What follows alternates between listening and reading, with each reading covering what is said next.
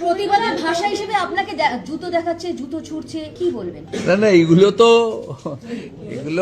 এদের ক্ষমতা হারানোর আতঙ্ক এবং এদের বিরোধী দলনেতা যে সঠিক জায়গায় আছে, এই তৃণমূলের যে আর্তনাদ, তৃণমূলের যে নোংরামি, এটা দেখছেন। এই অফিসটা তো আর বেশি দিন থাকবে না। ভারত সরকার শিপিং কর্পোরেশনে অফিস দিয়ে দিয়েছে।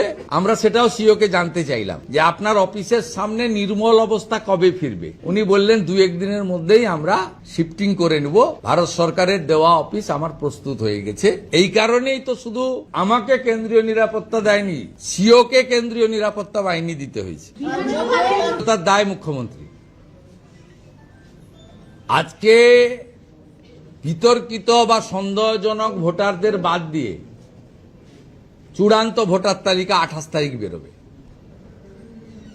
এই চূড়ান্ত ভোটার তালিকা হয়তো আরো 5 দিন সময় দিয়ে ইলেকশন কমিশনই বের করত, সব নিষ্পত্তি করে।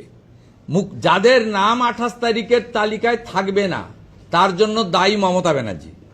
কান খুলে শুনে রাখুন, কারণ এটাই চূড়ান্ত ভোটার তালিকা।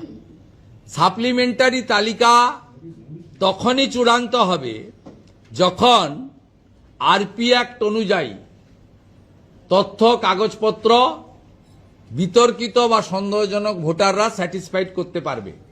এখানে কোনো ব্যক্তির হাতে, তিনি জুডিশিয়াল থেকেই আসুন আর যেখান থেকে ইলেকশন কমিশনের হোক আর যারই হোক, এখানে পেপারস তথ্য কথা বলবে। এবং এতে আজকে তৃণমূল কংগ্রেস পরপর দুটো রায়তেই সুপ্রিম কোর্টের, এবং তৃণমূল কংগ্রেস খুব সন্তোষ প্রকাশ করেছে। আজকেও তৃণমূল কংগ্রেসের প্রেস নোটে সন্তোষ প্রকাশ করেছে।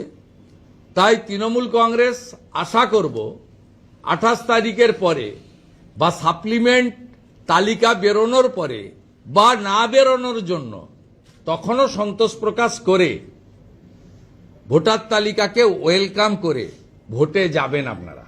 কারণ অন রেকর্ড আপনারা খুশি প্রকাশ করেছেন। যদিও আমরা জানি আপনাদের নিচের তলার কর্মী সমর্থকরা, র্যাঙ্ক এন্ড ফাইলরা, তারা যে হতাশায় ভুগছে, সেই হতাশা কাটানোর জন্য আপনারা এই আর্টিফিশিয়াল আইপ্যাকের তৈরি করে দেওয়া বিবৃতিটা প্রেসে এনেছেন। কিন্তু আজকে শুধু মাইক্রো অবজারভার নয়, শুধু কেন্দ্রীয় বাহিনী নয়, শুধু general police observer, expenditure observer নয়, এই প্রথম ভোটার লিস্টেও উড়িষ্যা এবং ঝাড়খণ্ড থেকে জুডিশিয়াল অফিসার আনতে হচ্ছে। এর ফলে প্রমাণ হয়ে গেছে যে পশ্চিমবঙ্গে এই সামগ্রিকভাবে ভোটার তালিকার মতো একটি অত্যন্ত চলমান প্রক্রিয়া, 8টা এসআইআর হয়েছে, কখনো এই ধরনের অভূতপূর্ণ পরিস্থিতি তৈরি হয়নি এবং কখনো এই ধরনের সুপ্রিম কোর্টের হস্তক্ষেপ বা উড়িষ্যা ঝাড়খণ্ড থেকে জুডিশিয়াল অফিসার আনার ব্যবস্থা বিগত দিনে হয়নি। সবকিছুই মানুষ দেখছে এবং এরপরে আমাদের মনে হয়েছে মমতা বন্দ্যোপাধ্যায়ের প্রশাসন এবং সরকার এটি একটি অষ্টম আশ্চর্য।